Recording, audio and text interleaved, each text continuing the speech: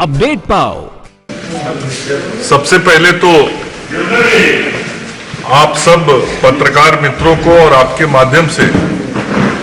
राज्य और सीमांत की सभी जनता को मकर संक्रांति की बहुत सारी शुभकामनाएं। मकर संक्रांति के पश्चात सूर्य उत्तरायण होते हैं और सूर्य का प्रकाश और तेज होता है और उस प्रकाश से राज्य और देश और प्रकाशित हो और विकसित हो, ऐसी शुभकामनाएं मैं आप सब लोगों को देता हूं। मकर संक्रांति के अवसर पर आज आप सब मित्रों के लिए जो इस दिवस का विशेष भोजन होता है दही चूड़ा, उसका भी आयोजन जिला भारतीय जनता पार्टी के तरफ से, जिलाध्यक्ष जी की तरफ से किया गया है। आप सब लोग और हम सब लोग साथ में दही चूड़ा का आनंद भी लेंगे और मकर संक्रांति के बाद बहुत कुछ राजनीतिक रूप से भी देश में घटित हो रहा है और होने वाला है। हम सब लोग उसके प्रत्यक्षदर्शी भी बनेंगे और हम सब लोग जिस भारतीय जनता पार्टी परिवार से आते हैं, भारतीय जनता पार्टी आगामी लोकसभा चुनाव की तैयारी की दृष्टि से भी बहुत काम कर रहा है। मकर संक्रांति के बाद एक बहुत बड़ा अवसर देश की जनता के सामने आदरणीय प्रधानमंत्री जी के प्रयासों से 22 जनवरी 2024 को आने वाला है, जब लगभग 500 वर्षों के संघर्ष के बाद एक नई शुरुआत 22 जनवरी 2024 को अयोध्या से होने जा रही है, जिस दिन भगवान श्री राम का मंदिर एक बार फिर से मूल स्थान पे शुरू होगा। भगवान श्री राम वहां फिर से विराजेंगे, उनकी प्राण प्रतिष्ठा होगी और भव्य राम मंदिर का उद्घाटन भी उस दिन प्रधानमंत्री जी के करकमलों से होगा और संपूर्ण देशवासी, संपूर्ण देश के लोग इस ऐतिहासिक क्षण के गवाह बनेंगे। और सबसे अच्छी बात यह है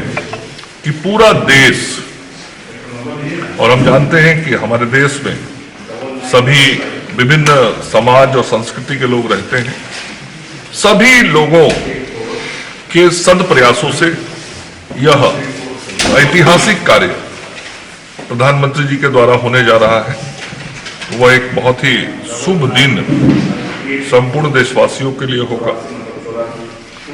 देश की संस्कृति को जब 500 साल पहले कभी चोट पहुंची थी, वह संस्कृति फिर से पुनर्स्थापित होगी। वह स्थान जिसका इतिहास में विशेष महत्व था, वह स्थान एक बार फिर से गौरवान्वित होगा। और इसके साथ ही भारतीय जनता पार्टी चुनाव की तैयारी की दृष्टि से भी लगातार कई काम और कार्यक्रम कर रही है, जहां एक तरफ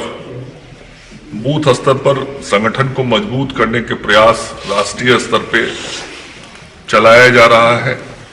हर बूथ पे भारतीय जनता पार्टी की टीम और टोली सक्रियता के साथ काम करे,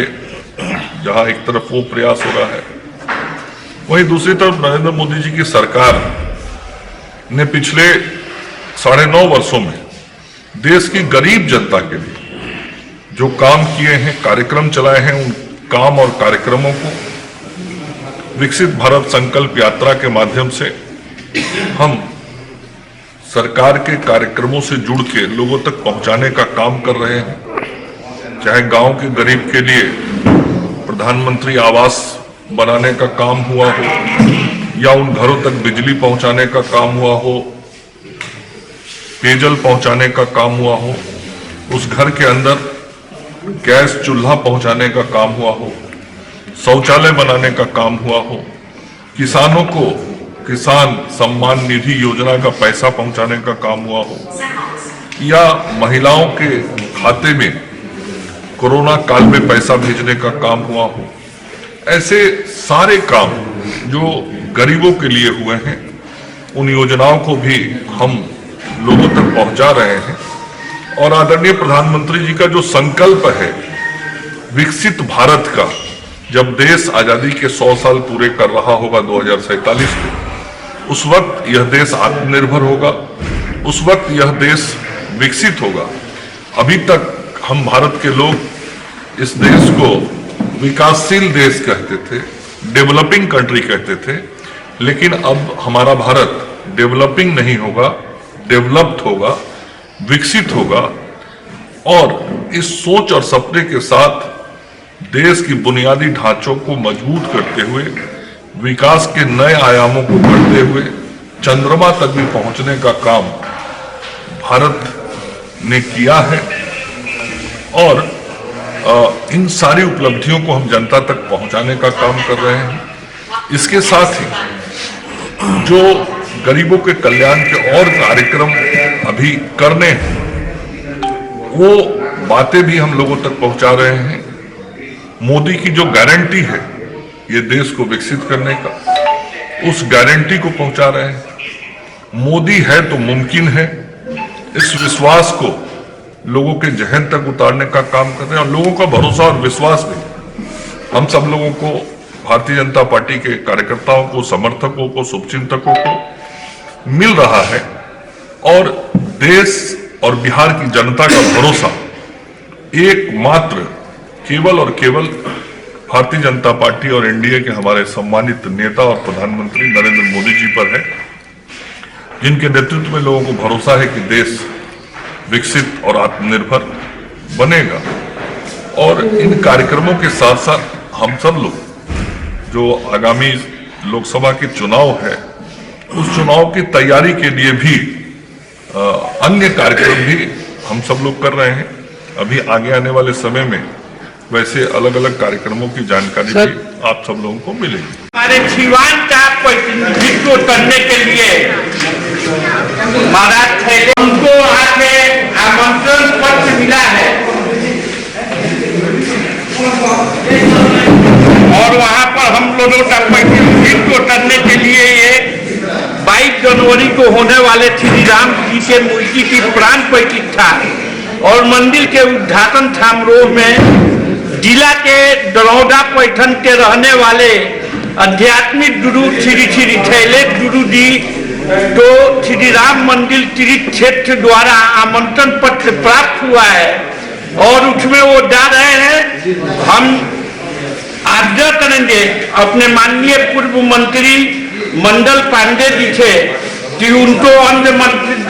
वस्त्र देकर सम्मानित करने का काम करें और माननीय विधायक और नेता उनको माला पहनाने का काम